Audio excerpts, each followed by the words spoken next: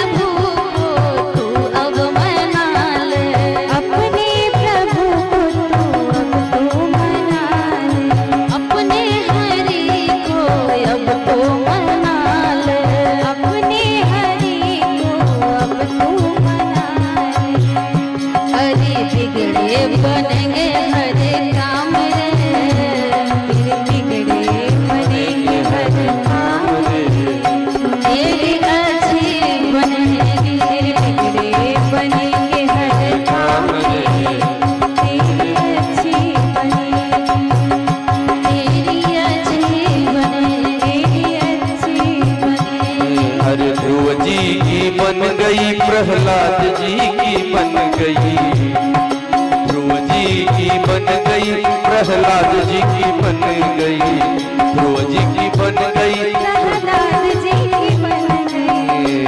हरि कीर्तन में तू लाग रे, हरे कीर्तन में तू लाग रे, तेरी अच्छी बनेगी, संतों के संग लाग रे, तेरी अच्छी बनेगी।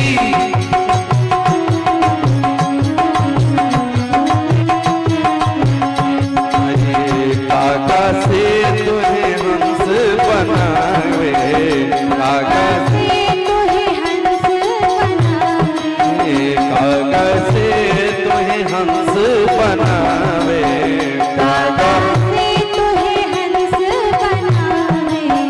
मिट जाए दिल के दाग रे, मिट जाए दिल के दाग रे, तेरी अच्छी बनेगी।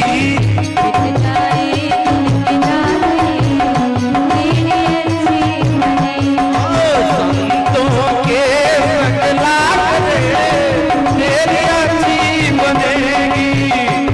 तो भी संग लाग रे, तेरी अच्छी बनेगी।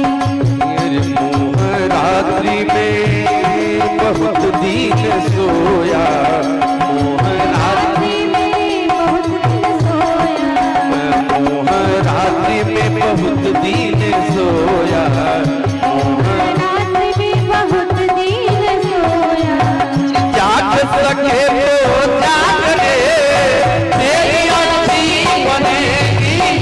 जाग सके तो जाग रे, तेरी अच्छी बनेगी। संतन के संग लाग रे, तेरी अच्छी बनेगी। संतन के संग लाग रे, तेरी अच्छी बनेगी। कहत कबीर सुनो भाई साधो, कहत कबीर सुनो भाई साधु, सुनो भाई साधु, सुनो भाई साधु, सुनो भाई साधु, सुनो भाई साधु। होय तेरो यह भाग रे, तेरी अच्छी बनेगी। होय तेरो बड़ भाग रे, तेरी अच्छी बनेगी। होय तेरी अच्छी बनेगी। संतन के संग लाग रे, तेरी अच्छी बनेगी। संतन के संग लाग रे, तेरी अच्छी बनेगी। तेरी बिगड़ी बनेगी, तेरी अच्छी बनेगी, तेरी बिगड़ी बनेगी। संतों के संग लाग रे, तेरी बिगड़ी बनेगी। तो दूसरा क्या है? संतों का संग। अब तीसरा जीवन में क्या होना चाहिए? तो परमात्मा के चरणों में प्रेम होना चाहिए। जे श्रद्धा संबल रहित, नहीं संतन कर साथ, अतिन को मानस अगमयति, जिन्हीं न प्रिय रघुनाथ। तो मानस को यदि सुगम बनाना है, समझना है कि मानस की कथा मानस में उतर आवे, तो इन तीनों का होना जीवन में जरूरी है, तब बात समझ में आएगी। लेकिन आज कुछ कथा की शैली ही बदल गई है। बहुत तरह से लोग मंचों से कथा कह रहे हैं। एक कथा उड़ान की होती है कि जो एक जगह से उठाए और पूरे मानस में घूम जाए, उड़ान की कथा। और एक कथा होती है बालकांड से प्रारंभ करना और उत्तरकांड तक पहुंचा देना, एक ऐसी कथा होती है। तो हर महात्माओं की, संतों की, प्रवक्ताओं की अलग अलग शैलियां हैं कथा कहने की। तो यह क्या है? ज्ञान मंच है। ज्ञान मंच से ज्ञान की बातें, प्रामाणिक बातें तर्क शास्त्र पूर्ण बातें होनी चाहिए, न कि जीवन में उतरे ही ना, वह हृदय में समाये ही ना। ऐसी कथाएं मंच से नहीं होनी चाहिए। तो मानस की जो कथा है प्रतीकात्मक है, सिंबॉलिक है, सांकेतिक है मानस की कथा। तो मैं आप सबसे कल चर्चा कर रही थी रावण के विषय में। कितना बड़ा अत्याचारी रावण, जिसे सीता जी फटकारती हैं, दुष्ट निर्लज सठ सब कुछ बना देती है रावण को। वैसे रावण को, वैसे बलशाली को, जे रावण को जानते हैं ना कितना बलशाली था रावण, कितना बलशाली था। उसके विषय में कहा जाता है कि कौतुक ही कैलाश पुनि अलिन्ह सिजाई उठाए। खेल खेल में ही कैलाश पर्वत को उठा लिया था रावण। कथा सर्वविदित है कि कैलाश पर्वत को कोई उठाने वाला हुआ तो रावण, जिसके भय से पृथ्वी कांपती थी, चलत दशानन डोलत अवनी।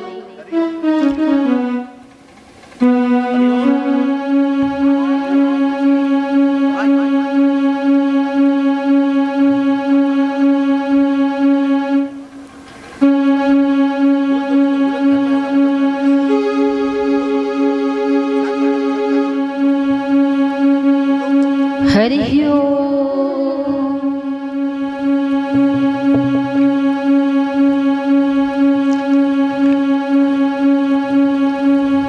भंडारे में जितने भी यहाँ माताएं बहनें हैं, अतिथिगण हैं, भोजन का कार्य चल रहा है। आप लोग जाकर भोजन कर लीजिए।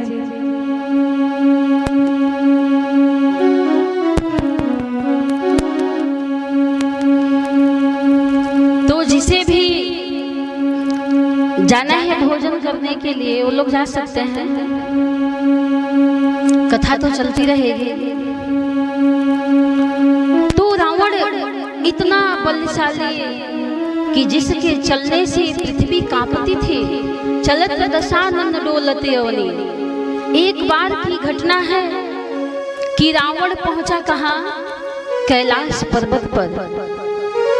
कैलाश पूरा कांपने लगा, हिलने लगा, जैसे लगा कि भूकंप आ गया।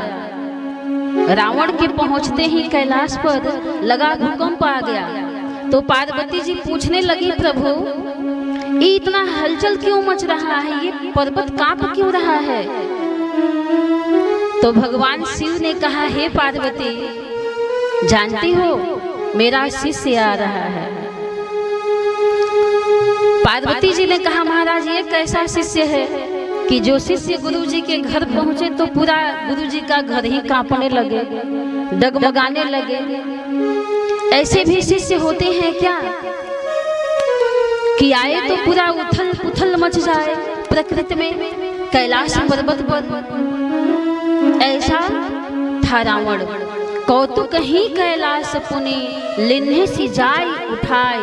जरा आप ध्यान देंगे इन प्रसंगों पर, क्योंकि एक भी शब्द छोड़ेंगे तो बात समझ में नहीं आएगी। एक शब्द भी यदि कथा का आप छोड़ते हैं तो ध्यान पूर्वक सुने। मानस में दो पात्र हुए पर्वत को उठाने वाले। एक रावण, कौतुक ही कैलाश पुनि अलिन्ह सिजाए उठाए। दूसरा कौन है जी? तो श्री लक्ष्मण संत हनुमंत लाल जी हैं। दूसरे पात्र मानस में अनंत बलवंत अतुलित बलधामम श्री हनुमान जी महाराज जी हैं।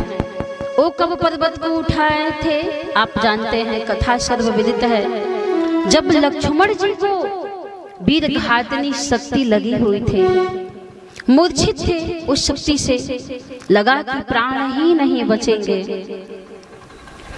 तो हनुमान जी ही संजीवनी बूटी लेने के लिए जाते हैं। और जब पहुंचे वहां पर तो उन्हें समझ में नहीं आ रहा था कि कौन सी बूटी जीवनदायिनी है, प्राण की रक्षा करने वाली है। तो हनुमान जी क्या करते हैं? देखा सैलन औषध छीना,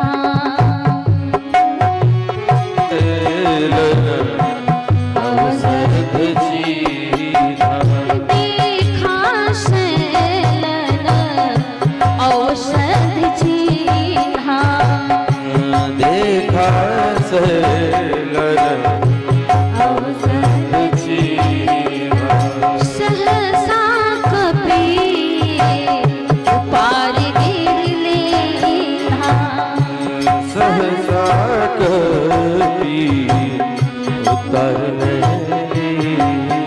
और देखा सैलन औषध छीना, देखा सैलन औषध छीना, सहसा कपी उपार गिरलेना, सहसा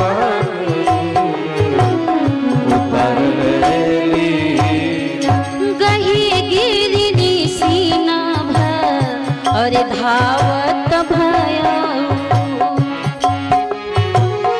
अवधपुरी पर कपि गयो,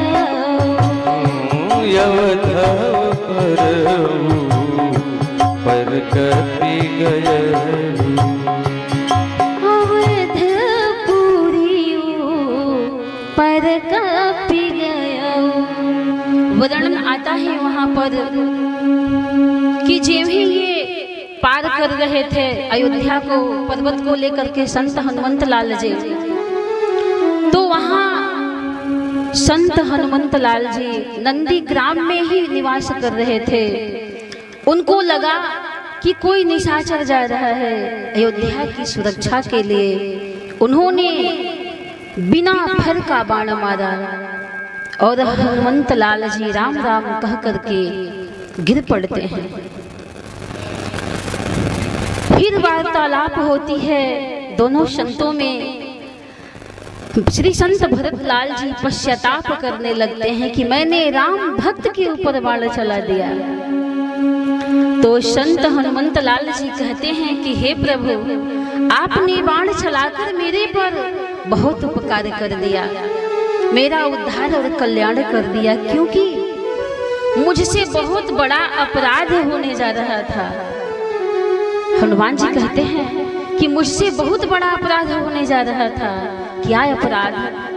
जिस अयोध्या की पावन भूमि पर, धराधाम पर परमात्मा का अवतार हुआ, परमात्मा भी उस भूमि पर अवतार लिया। उस अयोध्या की भूमि को मैं बिना बंधन किए ही पार हो रहा था, बिना नमस्कार किए, बिना उस भूमि को स्पर्श किए ही मैं ऊपर ऊपर जा रहा था। जिस परमात्मा ने धराधाम पर आया, उस भूमि का चयन किया मेरे राम ने, उस पुरी का चयन किया, भगवान ने भी अवतार लिया और मैं उस भूमि को, उस अयोध्या पुरी को बिना प्रणाम किए ही मैं पार कर रहा था। इसलिए हे प्रभु, हे भरत जी महाराज, आपने उस अपराध को होने से बचा लिया। मुझसे बहुत बड़ा पाप हो रहा था कि मैं अपने प्रभु की पावन पुरी को बिना नमस्कार बंधन किए ही पार कर रहा था। इसलिए बाण आपने मारा तो मेरा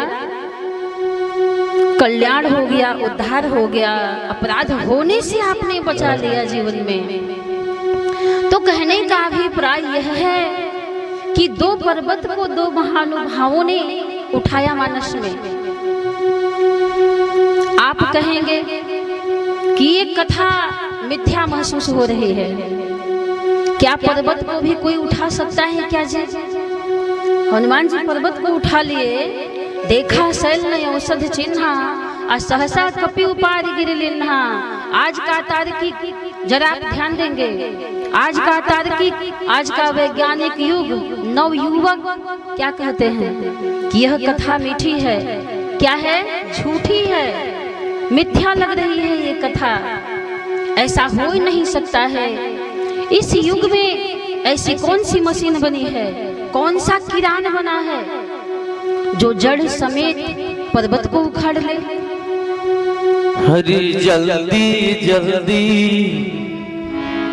हरे चल ये पवन सुत, किरण डूबे तो हरी बटिया। हरे जल्दी जल्दी चल ये पवन सुत, सूरज ना डूबे तो हरी बटिया। लाली जे उगी है किरनिया, लाली जे उगी है किरनिया, टूटी जाई भाई के सनेहिया। अरे जल्दी जल्दी चल ये पवन सुत, सूरज ना डूबे तो हरी बटिया। अरे जल्दी जल्दी हो गए पवन सुत, सूरज ना डूबे तो हरी बटिया। कौन लेके नगरिया में जइबो, पवन मोहले नगरिया में जइबो। हाल जब पूछिए भरत का बतलइबो। हाल जब पूछिए भरत का बतलइबो। कौन मुँह लेके हम नगरिया में जइबो, नगरिया में जइबो। हाल जब पूछिए भरत का बतलइबो, हाल जब पूछिए भरत का बतलइबो।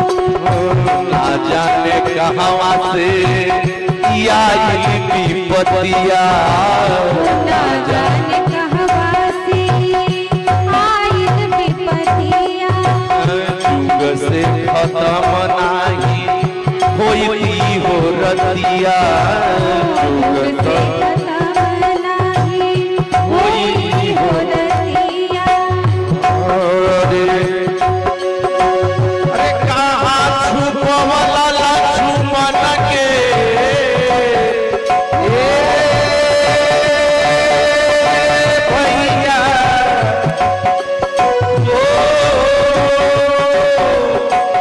कहाँ छुपवला लक्ष्मण के, कहाँ छुपवला जोरिया।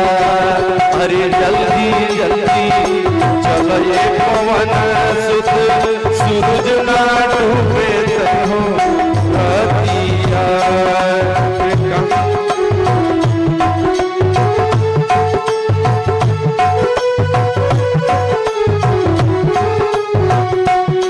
अरे कहवा छुपवला लक्ष्मण के, ए जी कहाँ छुपवला लक्ष्मण के, कहवा छुपवला चांद ज्योतिया। अरे जल्दी जल्दी चल ये पवन सुत, सूरज ना डूबे रतिया।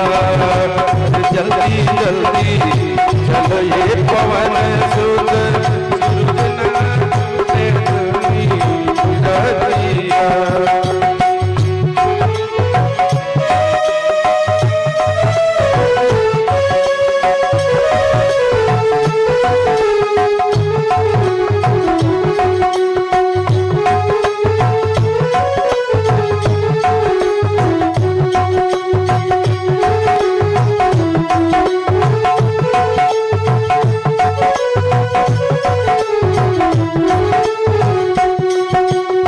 अरे बटिया जो हर याद रात बीती गईले, बटिया जो हर आधी रात बीती गईले। लेके हनुमान सजीवन नहीं अइले, लेके हनुमान सजीवन नहीं अइले। खातिर छोड़बो रे माता के भवनवा काहे खातिर छोड़ले हो माता के भवनवा करब हम सेवा लेके चुमबो चरणवा रहब हम साथ सेवा करब हम चरणवा और मुखवा से ये भैया और मुखवा से बोले लागी पतिया कहाँ छुप गईले अंजोरिया अरे जल्दी जल्दी चलो ये पवन सुत सूरज ना डूबे हरी रतिया जल्दी जल्दी चलो ये पवन सुत सूरज ना डूबे रतिया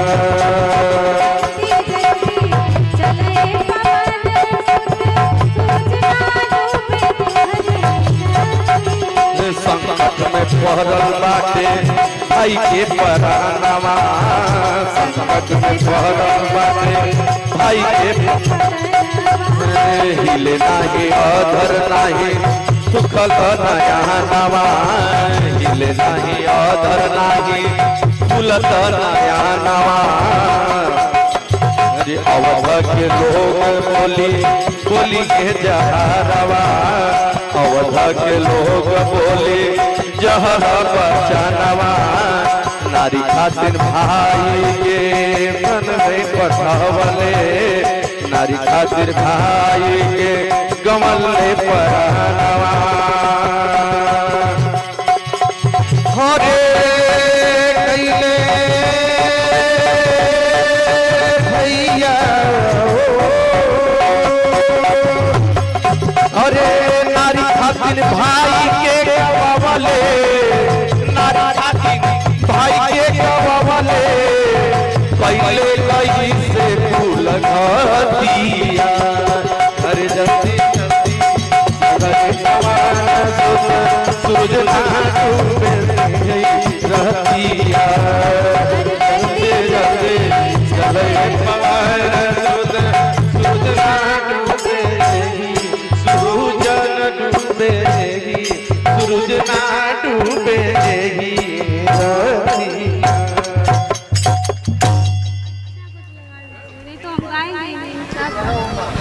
तो बहुत ही प्यारा भजन आप लोगों ने सुना।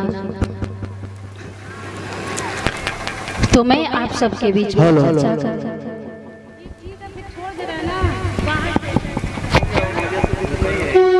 हरि ओम श्री रामाय नमः श्री रामचंद्राय नमः। तो मैं चर्चा कर रही थी आप सबके बीच में कि दो पर्वतों को दो महानुभावों ने उठाया। इस कथा को सुनकर आज का तार्किक वैज्ञानिक युग के जो एक कथा सुनने वाले श्रोता हैं तर्क करते हैं कि ऐसी कथा ये तो झूठी पड़ रही है, झूठी लग रही है कथा।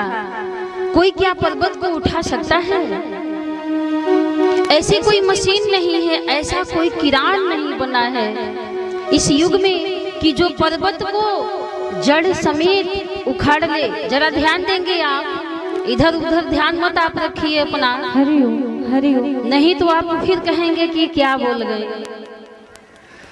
ऐसी कोई मशीन किरान नहीं बनी है श्री राधे हरिओम कि जो जड़ समेत पर्वत को उठा ले। उठा ही नहीं ले जे बल्कि उसको लेकर दौड़े भी। ऐसी कोई मशीन है क्या जो जड़ समेत उखाड़ भी ले और लेकर दौड़े भी?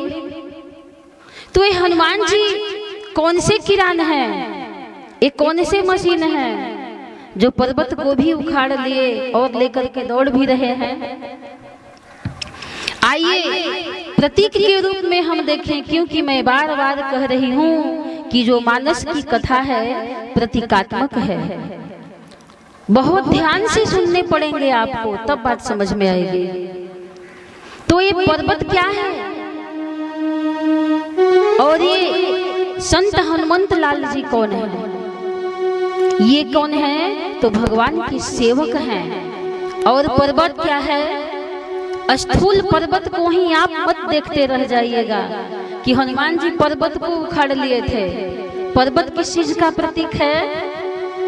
तो सेवक के धर्म का प्रतीक है। पर्वत क्या होते हैं? कठोर भी होते हैं और भारी भी होते हैं। तीन लोक में तीन वस्तु कठोर है, कमठ पीठ पविकूट कठोरा। जल में यदि कोई कठोर वस्तु है तो वह क्या है? कछुए का पीठ है। थल पर यदि कोई कठोर चीज है, वस्तु है, तो क्या है? कूट पर्वत है। और यदि नभ में कोई कठोर वस्तु है तो पवि है, इंद्र के हाथ का वज्र है। ये तीन लोक में तीन वस्तुएं कठोर है। तो आप कहें, मैं आपसे पूछती हूँ कि इनसे भी कोई कठोर है क्या? कोई भारी चीज है क्या? तो आप कहेंगे नहीं, इस चीज से कोई भारी कोई चीज नहीं है। पर्वत से भारी कौन है? पर्वत से कठोर कौन है? कोई चीज नहीं है। लेकिन आइए मानस में दर्शन करें कि वो क्या है जो भारी भी है, वजनीय भी है और कठोर भी है। जिस समय श्री संत हनुमंत लाल जी भैया श्री राम को मनाने वन में जा रहे हैं तो पैदल चल रहे हैं। सेवक बार बार कहते हैं कि हे नाथ, आप रथ पर बैठ जाइए, लेकिन ये बैठते नहीं हैं। क्यों नहीं बैठते हैं? मानस में वर्णन आता है, आइए दर्शन करें। कहीं सुसेवक बारहि बारा, अरे होई नाथ अश्वया सवार, होई नाथ अश्वया सवार। भरतलाल जी कहते हैं कि राम पया देहि पाया सिधाए, अरे हम कहाँ रथ गज बाजे बनाए, हम कहाँ रथ गज बाजे बनाए।